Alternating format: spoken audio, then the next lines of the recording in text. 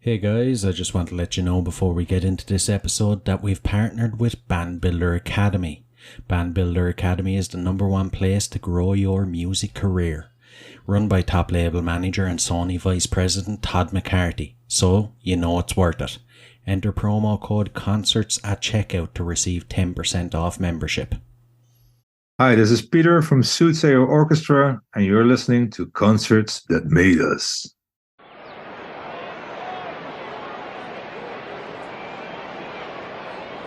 Is everybody in?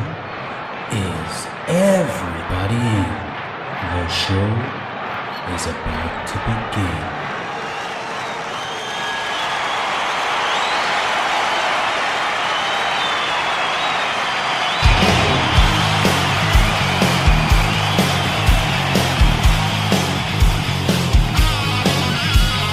Welcome to the podcast, Concerts That Made Us. Interviews and stories, tales from the bus. We love taking you back to when it all went down. The greatest live shows and that cheering crowd sound. It's concerts, concerts that made us, concertsthatmadeus.com.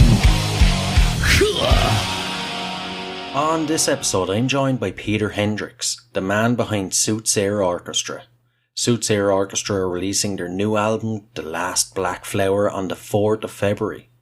I recommend you all check it out. Pieter has a long history when it comes to music, having played in bands that share the stages with some pretty big names. And you're going to hear all about it and much, much more. So, without further ado, let's get on with the show.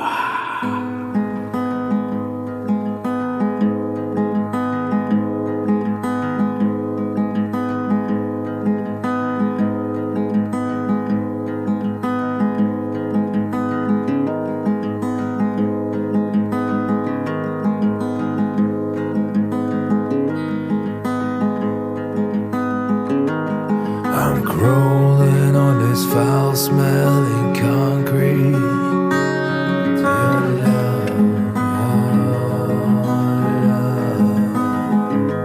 There's a bitterness that binds us, the taste of a broken heart, that we're both just trying to forget.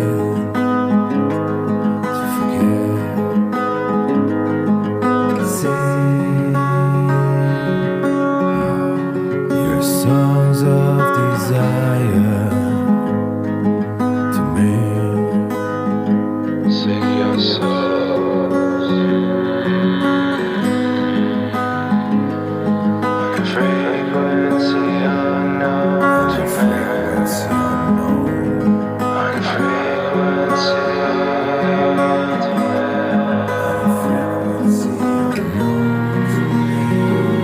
They wanna bury us with the words they say.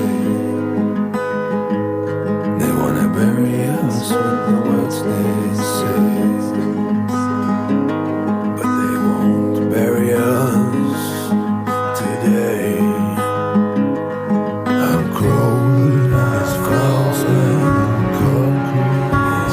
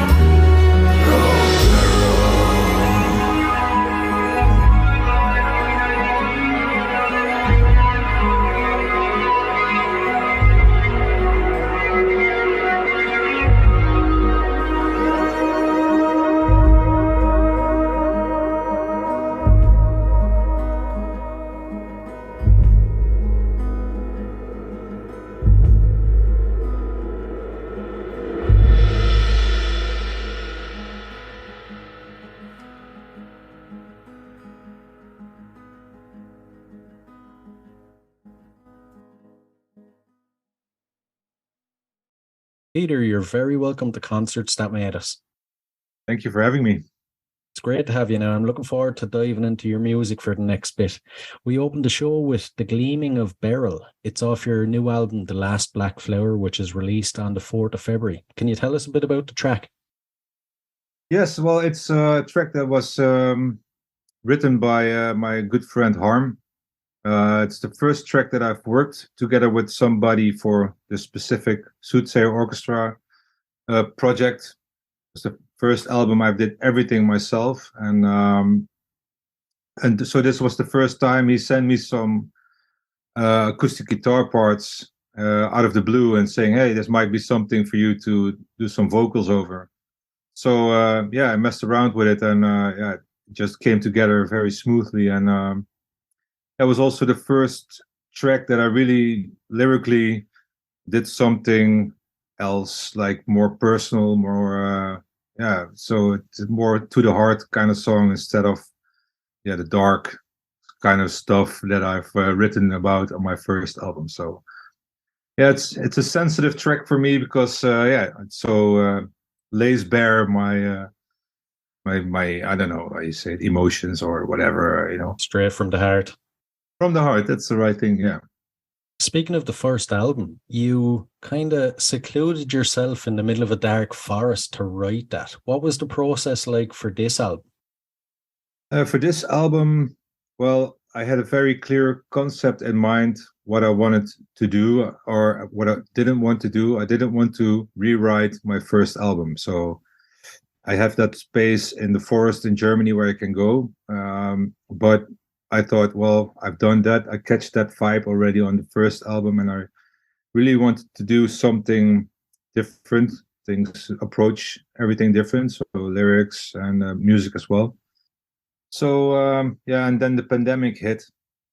So looking back, I've only realized that when I finished mixing the album, that this whole new album is kind of like a documentation about that period in my life. And I think a lot of people, maybe especially my age, can relate to certain things, to certain vibes that I wrote about and sing about.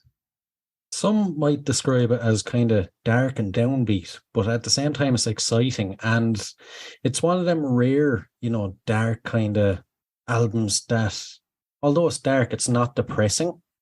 How did you go about setting the atmosphere musically?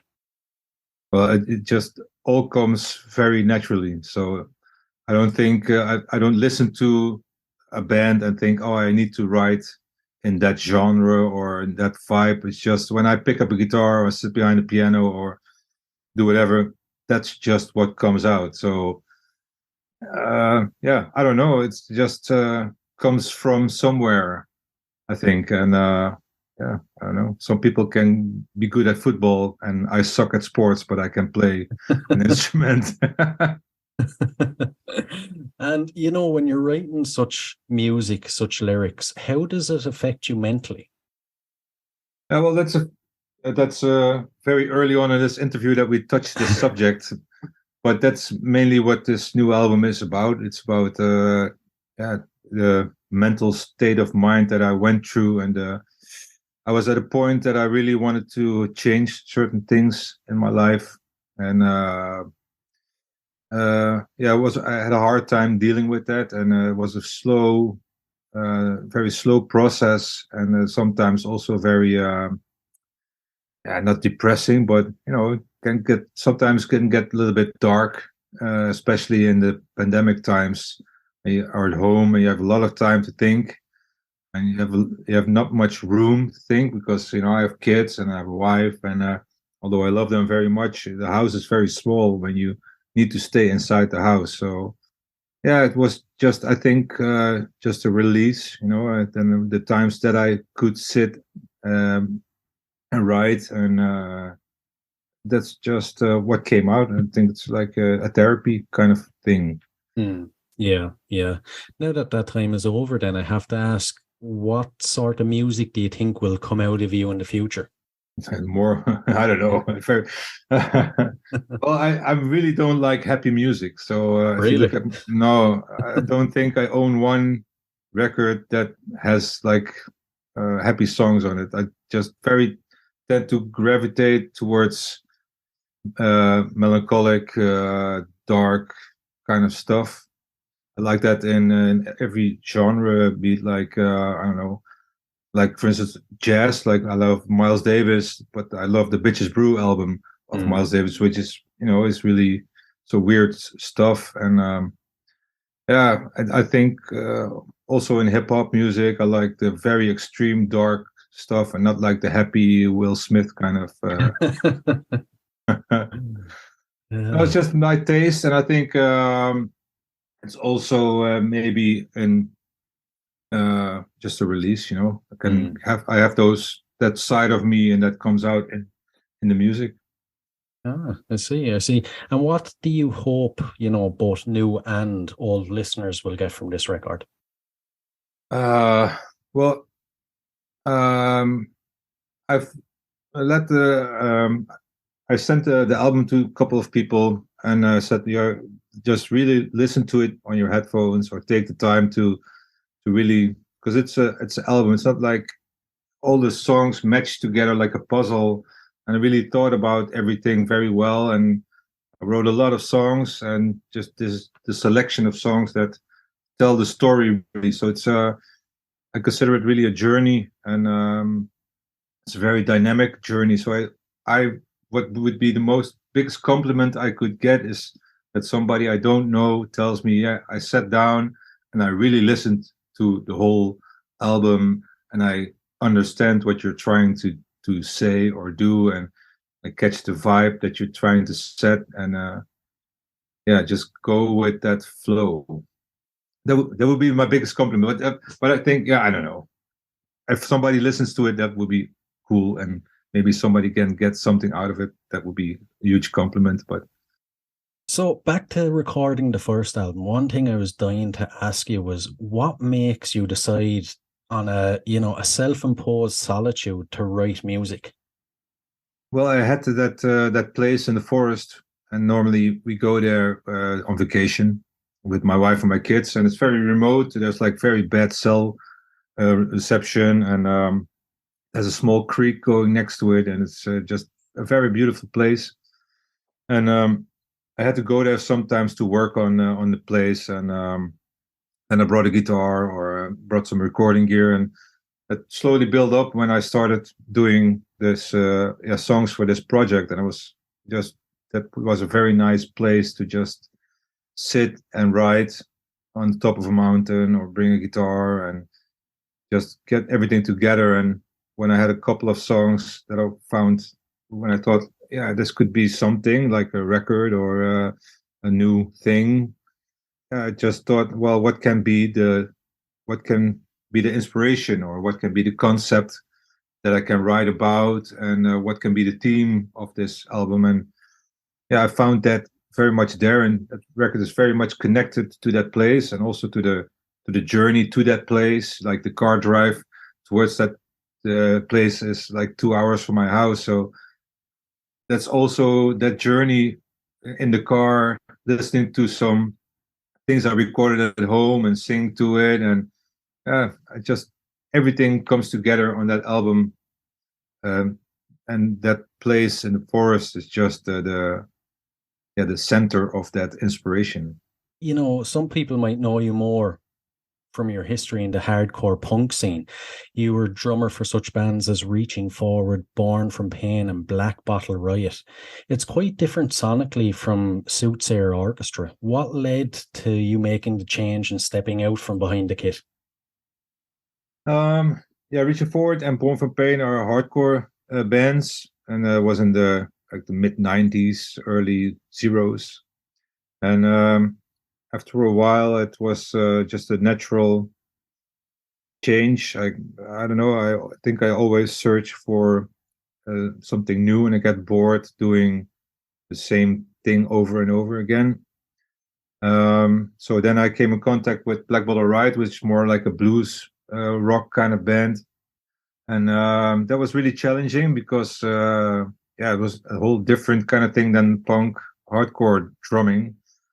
So that touched upon my roots. I grew up listening to my dad's record collection, and I played drums since I was 6 or something. So going to that blues thing again was very challenging and very motivating.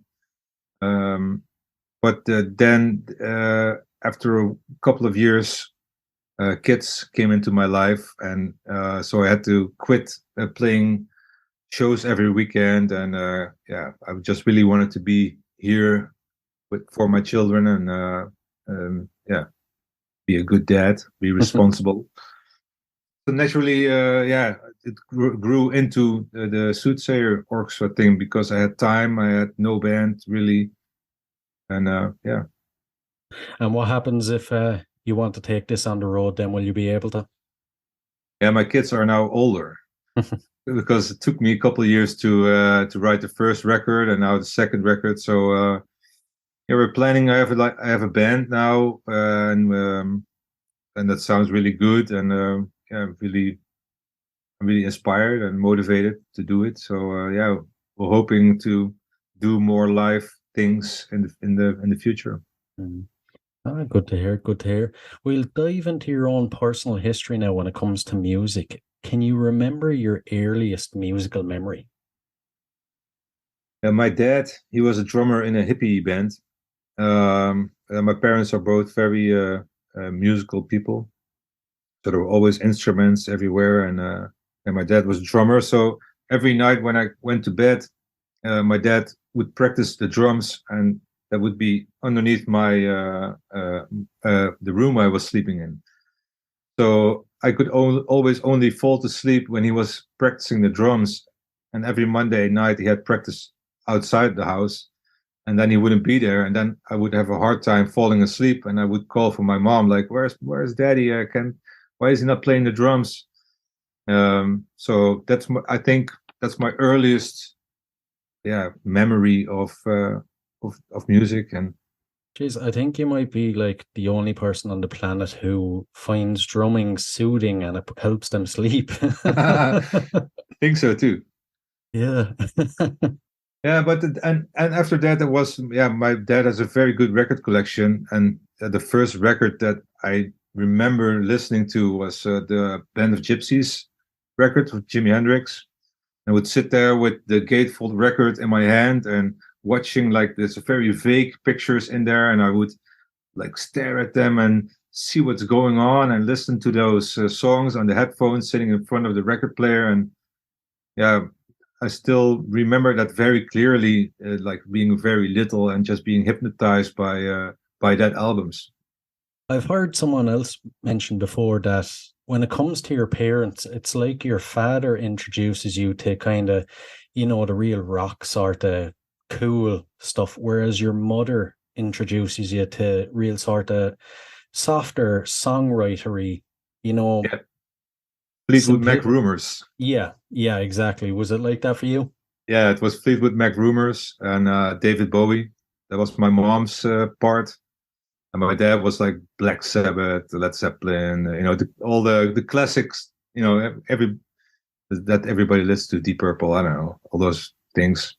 And, what kind of music were you exposed to in your teen years by your peers? And how do you think it molded you into the musician you are today? Well, the first thing that I was exposed to by friends was, I think, Sepultura, maybe, Rise, and KOCD a little bit later. And like the first thing that really changed my, where I really dove into was Nirvana. And in the early 90s, right before Kurt died, there was like a big wave of grunge going on, and I went to high school, and there was a group of like long-haired people sitting in the how do you say it, the bicycle storage place, or do you say it, the sheds? Yeah, and I saw them. I was like, yes, you are my people. You are smoking cigarettes and being very very dark.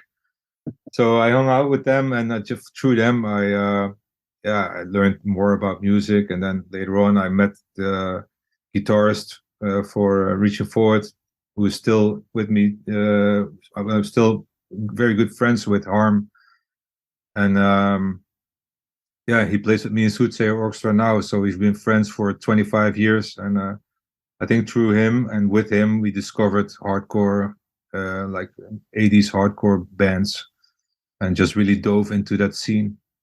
Speaking of the scene, what was the local scene like for bands when you were growing up?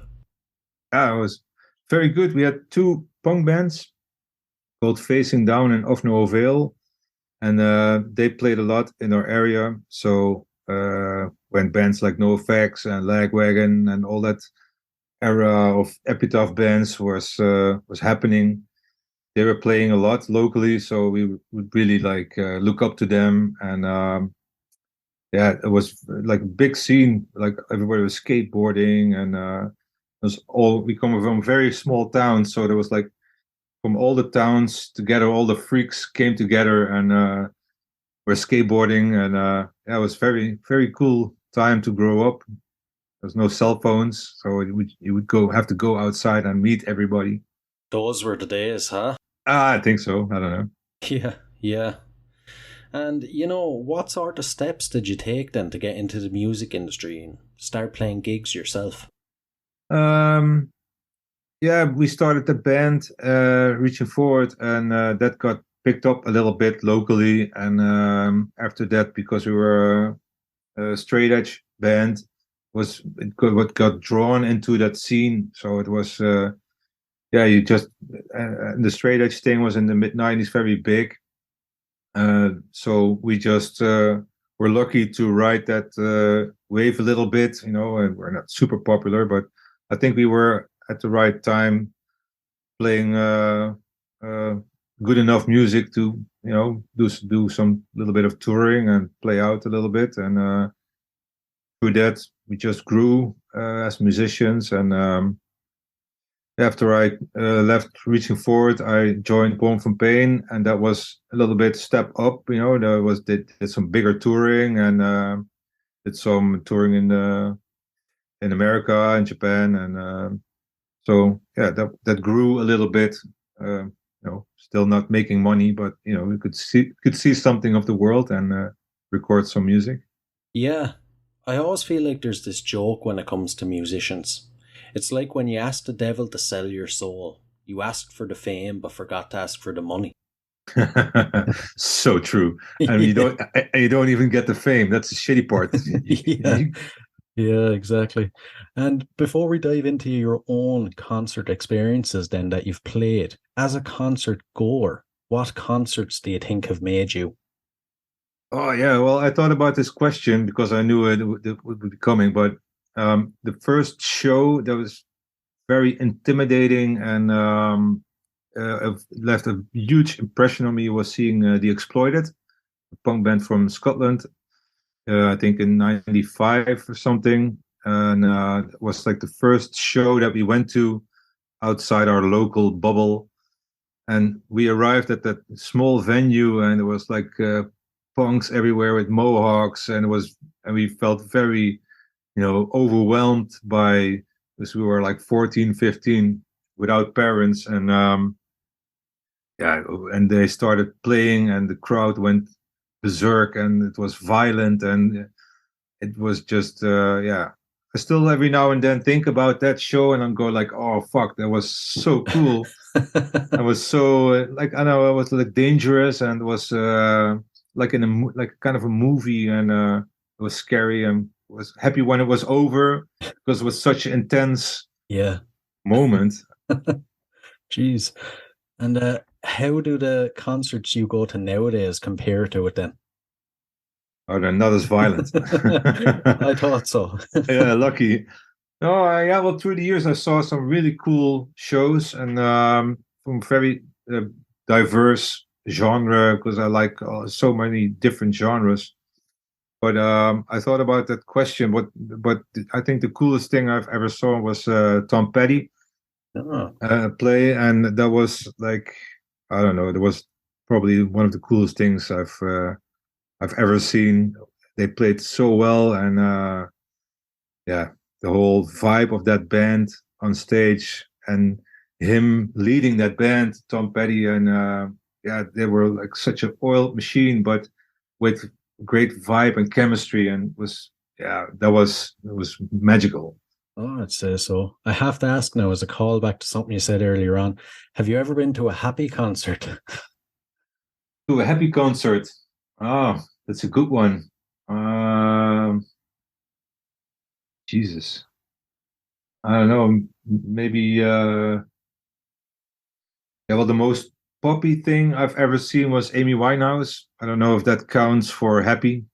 I'd say she could be on the fence there. Yeah. I think that's the most like mainstream big, pop thing that I've ever seen. But that was also a very cool show, and yeah, because she had that thing back then. It was like at the end of her period when she was playing, and she was not showing up at shows, and it was all over the radio like, yeah, Amy Winehouse has been seen in Amsterdam, and who knows, maybe the show will go on. And we were listening to the radio like, oh fuck, and then we went to the show, and everybody in the audience was talking to each other like, okay, she's gonna perform, she's gonna show up. Yeah. And then she showed up, and she was a mess. Her hair was a mess, and she was just obviously very intoxicated and constantly smoking a joint. And but she was singing like so good. It was so intense, and that band was on fire, and the concert was, she was like a superstar, like very true, like a true pop star, like, I don't know, Janis Joplin or Jimi Hendrix. Yeah. She had that thing. It's good to hear she still had it even when she was at that stage of her career. Yeah. I was talking about my wife about it this morning. Like, she said, like, what is your favorite concert? And I was like, yeah, this and that, and Amy Winehouse. And she said, wow, did you see them? I was like, yeah. And it was good, it was like a mess, but it's, some people say that Jimi Hendrix could throw a guitar off the stairs and pick it up and still play amazing, Yeah. Even was the guitar was out of tune, or some people just have that gift of, no matter what or what state they're in or what goes on, you give them an instrument and they are magic, like they're made for doing that. Yeah, those type of people though, they're the icons, I feel. Yeah. Did you ever read that book, autobiography of Slash from Guns N' Roses? Not yet, actually. It's on my list. Is it good? Oh, yeah. Well, yeah, it's like any other rock and roll autobiography. But the cool thing is that he writes about doing an overdose in Paris, and then 8 hours later he's playing that show, and that show was like really big, broadcasted here in Holland on television. So I watched that show as a little boy like hundreds of times, and to now hear that he overdosed that same day and just got on stage and played for 3 hours and played like sick good. How is that possible? That's the thing. It's not possible. Only Slash could actually do that. Yeah. Oh man. That's why you got the money and the fame. Huh? Yeah, exactly. So for any of the listeners that haven't caught one of your shows, then what can they expect? Yeah, what can they expect? No pyro.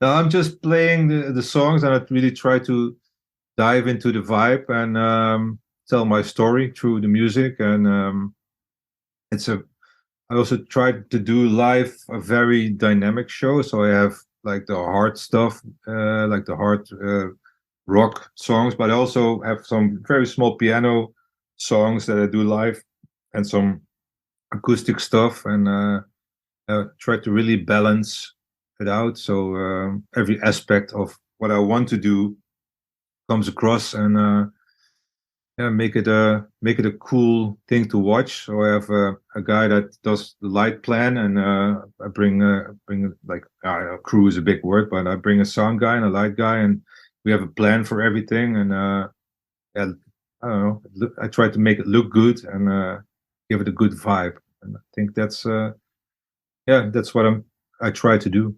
Yeah, yeah. And how does it compare nowadays? How do you feel about it being, the main guy up there behind the mic instead of behind the kit? That's still difficult. I thought you'd say that. Yeah, it's because I've been doing drums for like 20 plus years, so it's safe to have that barrier between you and the crowd, and it's it's safe behind hiding a little bit, maybe behind the drum kit, and just going.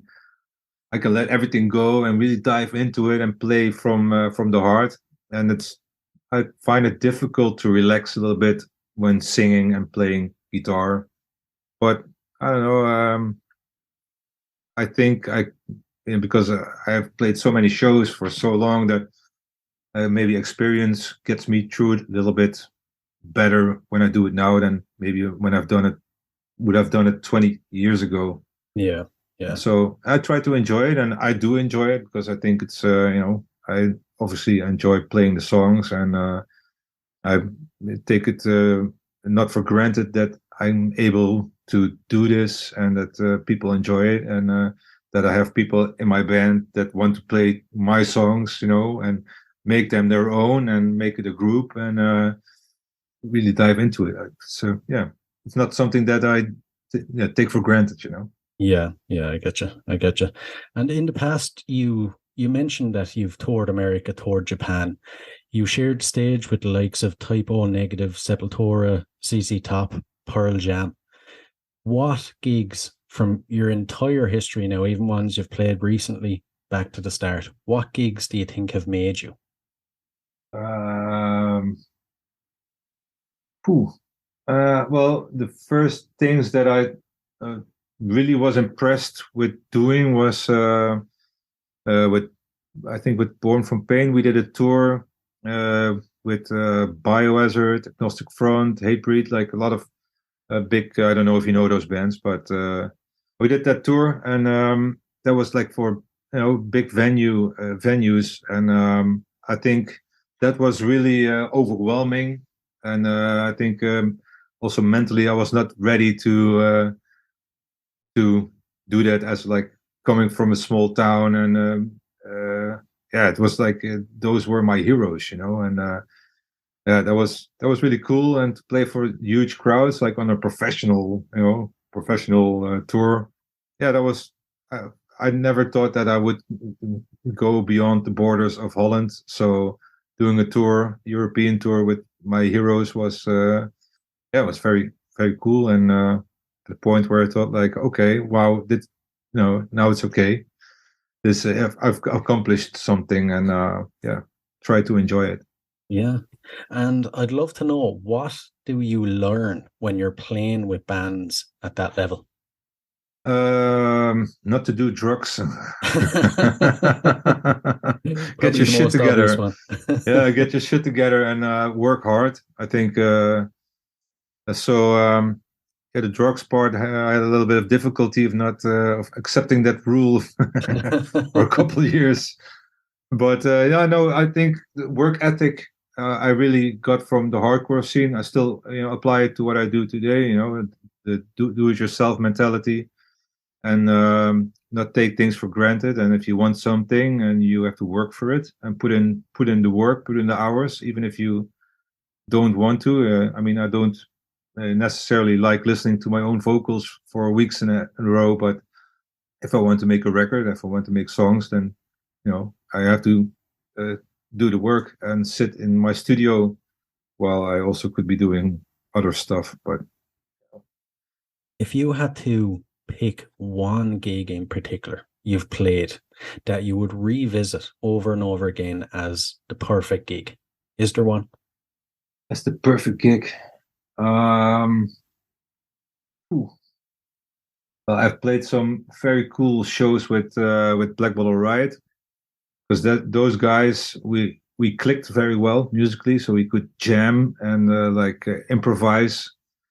So I think we played some a couple of very good shows that that we walked off stage and looked at each other and say, okay, this was very cool musically. Just so yeah, we did a couple of shows here in Nijmegen. There is a venue called Doornroosje, and it's a pretty legendary venue. And I think the first time we sold that venue out when we did our album release show, the first album release show I did with them. That night was, I think, I walked off the stage feeling very fulfilled, musically, and also because it was sold out and the place was ecstatic, and yeah, I think that gig. If I think about it now, and yeah, I would love to revisit that and as a fly on the wall, Yeah.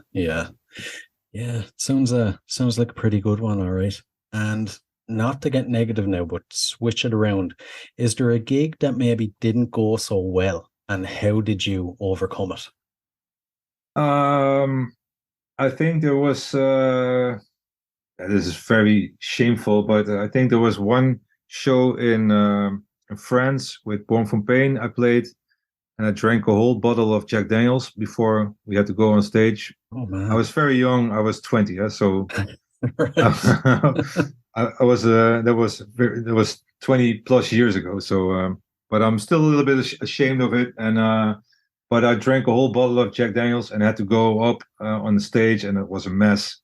And people paid money to see that show, and I couldn't even do the double bass thing anymore. So I faked it through the whole show, and it wasn't. At that time in my life, I was not at my best. Let's say that. But yeah. Jeez, I'm surprised you didn't pass out across the snare drum or something. Yeah, me too. Yeah. That's something you mentioned, actually, is something you don't think about it. We all imagine the rock star life, the likes of even Jim Morrison from The Doors used to drink like bottles and bottles of whiskey before he'd go on stage. But you mentioned something there that doesn't really stick in your mind. People pay money for them shows.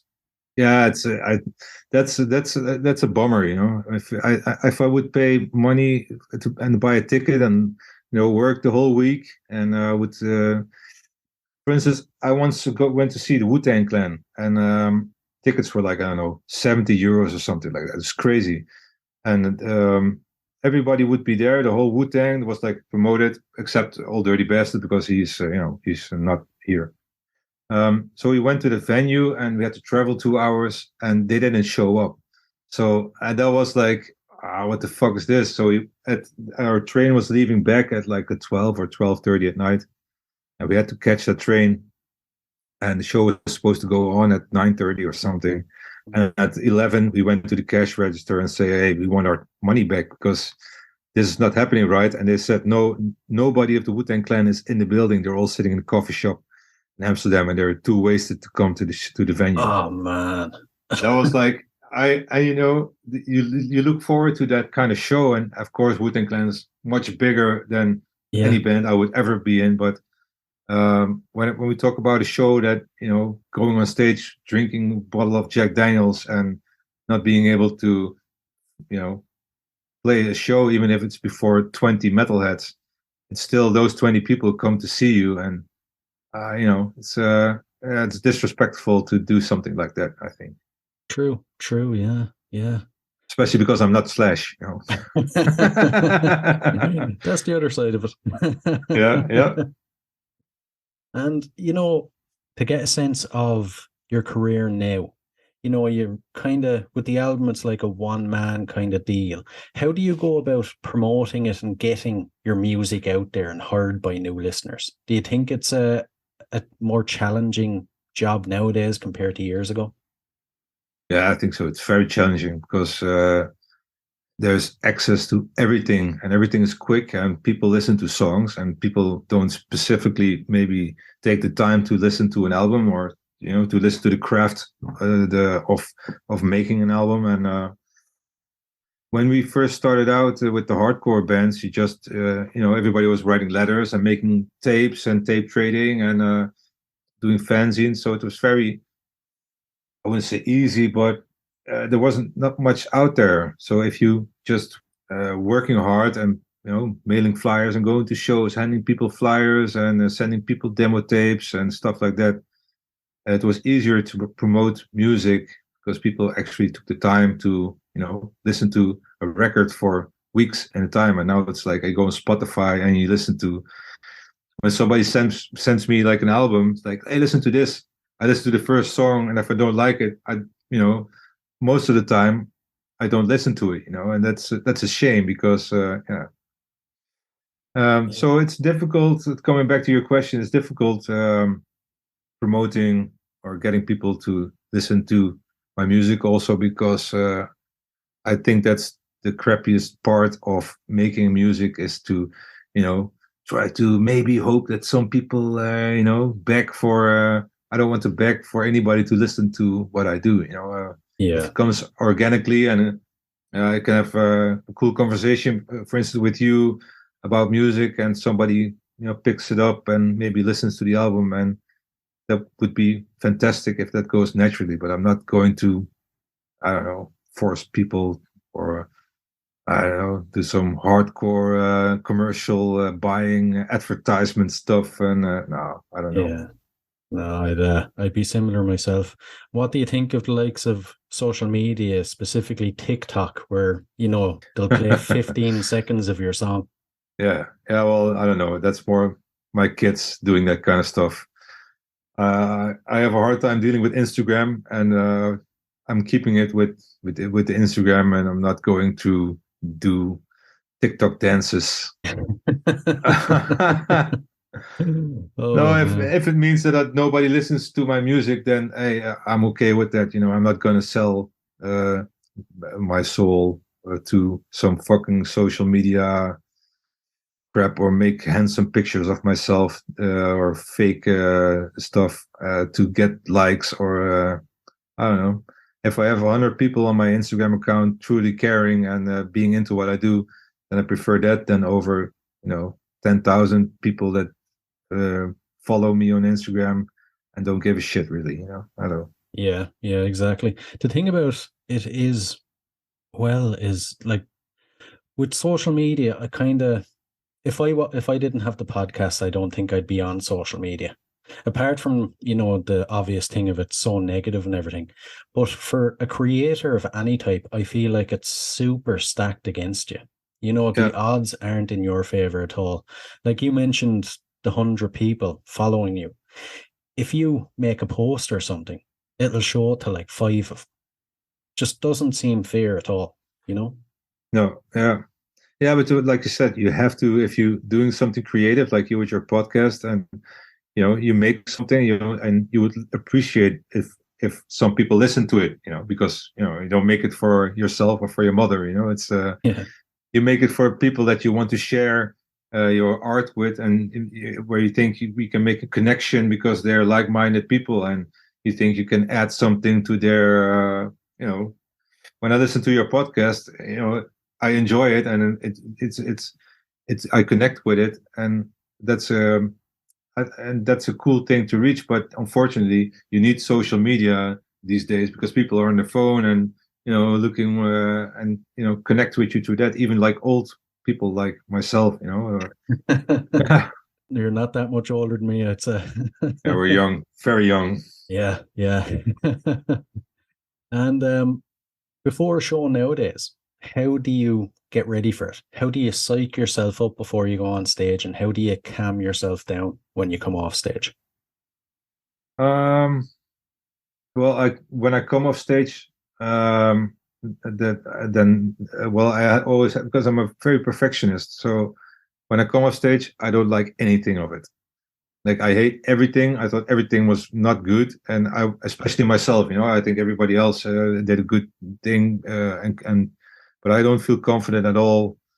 But I never had that. I was always like something that I would focus on, like, I don't know, my guitar was a little bit out of tune, so I had to tune my guitar, or I don't know, I said something very stupid through the mic, or But after a couple of days, then I'm like, okay, the vibe was good, and we played very well, and maybe I could just be grateful to be able to do it, and I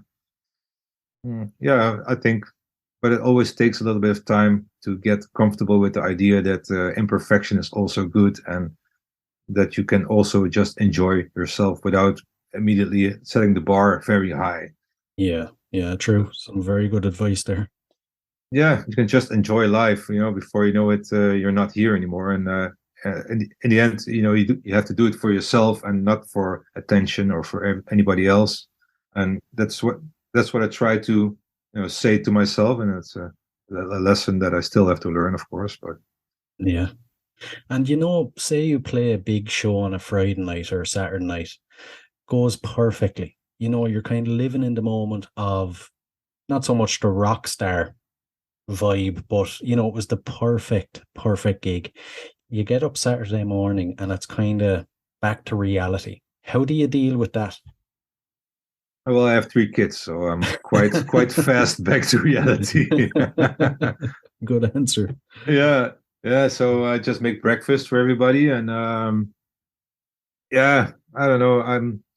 I think internally I still then enjoy it, and I ride that wave a little bit. I think about it a lot, like, okay, how can I improve this, or how can I improve that, or what kind of song should I maybe think about writing, or what direction can I do to add to the color palette of songs that I already have, or I'm just in my head is constantly thinking about new stuff and new ideas, and I think playing live or doing even a rehearsal with the band triggers me, like, okay, I've got this going on, and maybe I can go a little bit of this direction, and take influences from this a little bit and create that. So yeah, I'm always thinking forward with that, and I try to do that as much as possible, and not talk crazy in my head, like, oh, this went wrong or that went wrong. Yeah, always look to the next thing. Yep. And when it comes to your career, how do you measure success? Well, it's a career is a big word for what I do, and success also, I think, but especially, I think it's in the punk scene where I come from, is success, of course. I find that not the correct word for the musical things that I've done, but I really like it that I've played on records from the past, that people come to me even now and say, hey, that album was for me such a cool moment in that time, and that made, I've listened to that record back then a lot, and it meant so much to me.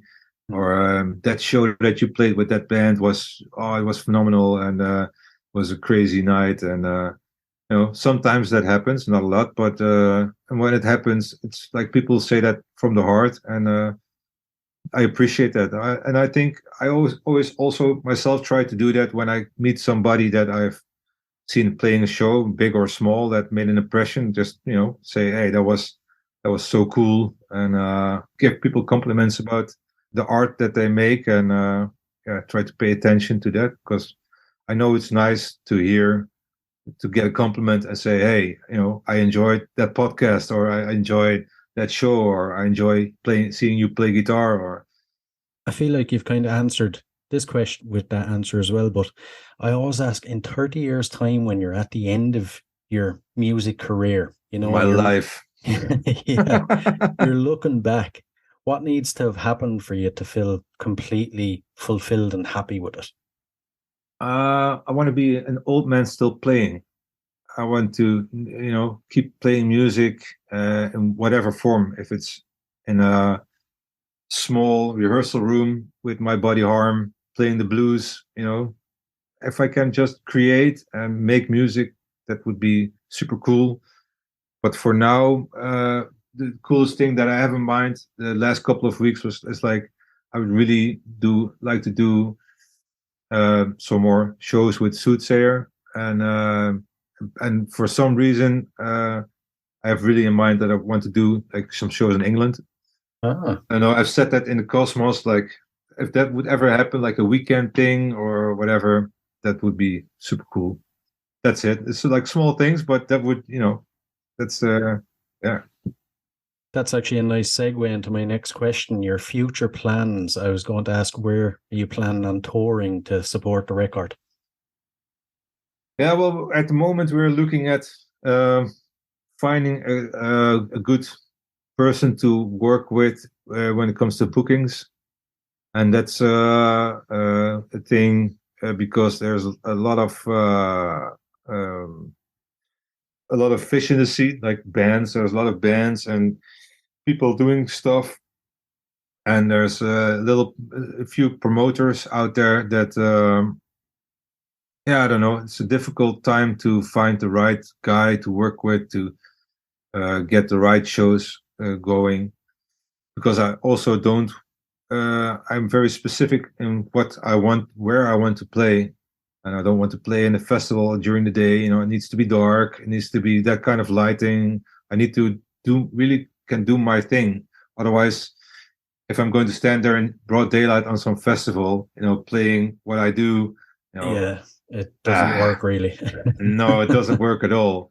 But I also understand that having demands like that, you know, or having is a difficult thing for a small group like you know, like we are, like the thing I do. So I don't know. I'm positive about it, and I really want to do it. So you know, we'll see. It's all in the works now.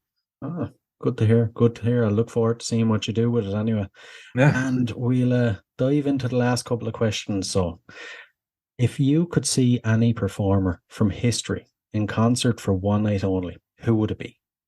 Yeah, I think that would be Jimi Hendrix with the Band of Gypsies. You know, in that formation with Billy Cox and Buddy Miles. You know, those three guys on stage playing those songs and jamming and being there. Yeah, that would be amazing. Yeah, but also, yeah, I don't know. Yeah, and maybe the Wu-Tang Clan in the original setting, you know, and when everybody was still alive. That would be also an act that I would really love to see. Pretty cool. You'd have to keep them away from the coffee shops beforehand, though.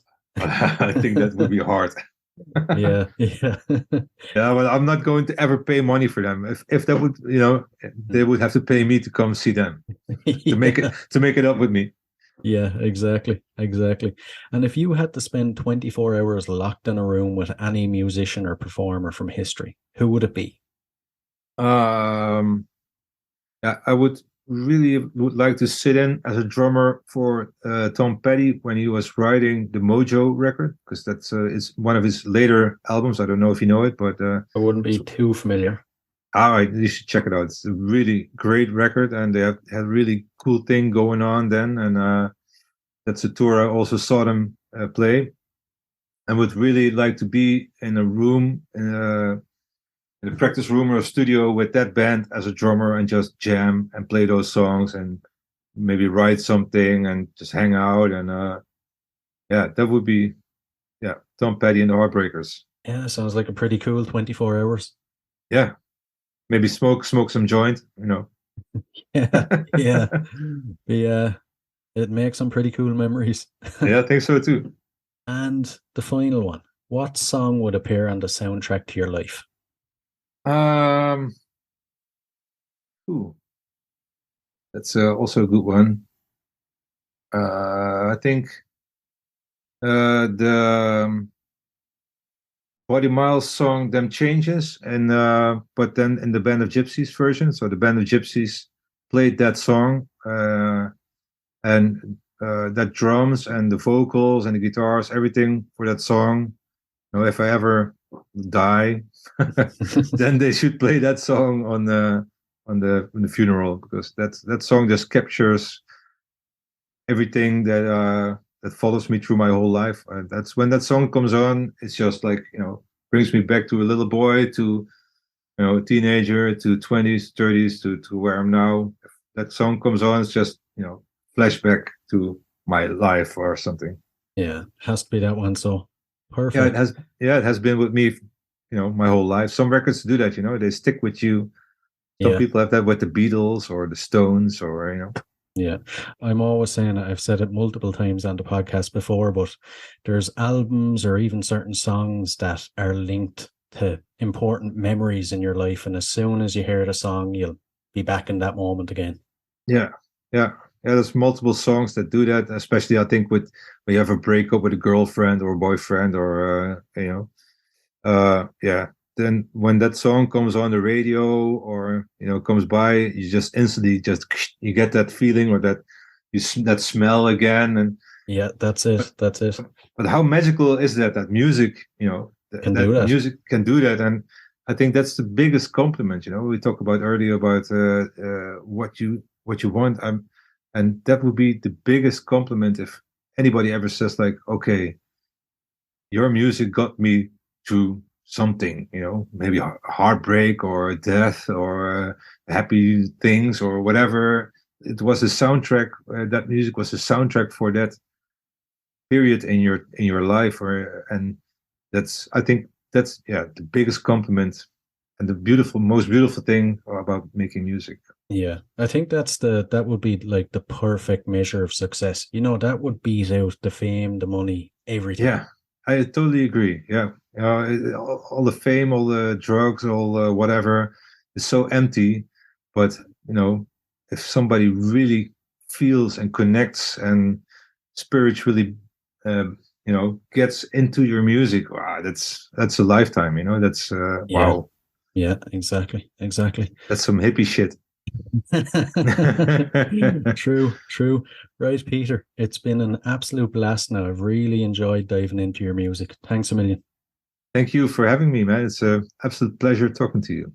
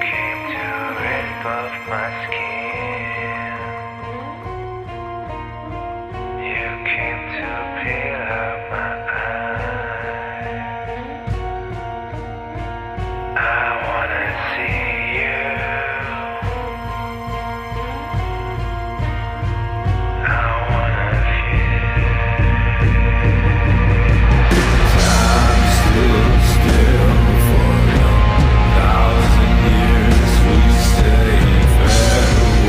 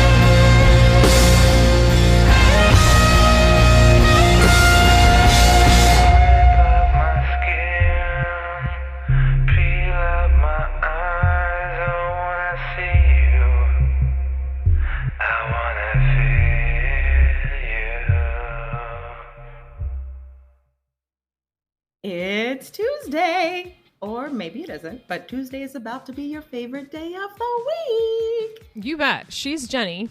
And she's Caitlin. We're teachers, we're moms, we're friends, and we're funny. I mean, I certainly think we are. We're here to teach you what we had to learn and maybe save you some of the embarrassment. Absolutely. We discuss all topics from the serious to the silly. Things like how to improve your resume and cover letter, advocating for yourself when talking to your doctor, what to expect when you're getting Botox, or how to wash your face at night. And we can help you participate in that water cooler chat about sports and world events. And if you're feeling like your life is a mess, don't worry. We can relate. Yeah, we're not afraid to tell you all the mortifying and hilarious things about our own lives, professionally or personally. We're shameless. We're rated G. We're slightly crazy. Come hang with us. It's the CK and GK podcast. New episodes drop every Tuesday, everywhere you listen. Have you laughed today? Hey guys, I really hope you enjoyed this episode. If you did, please rate and review us on iTunes and Spotify. And if you're interested in signing up to Band Builder Academy, use the link in the show notes below and enter the code CONCERTS and you'll receive 10% off. So, until next time, keep rocking.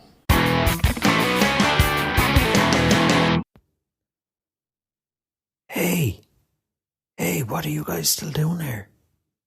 The show is over. It's over. You can go home. Go on. We'll see you next time. We'll be here. Bye.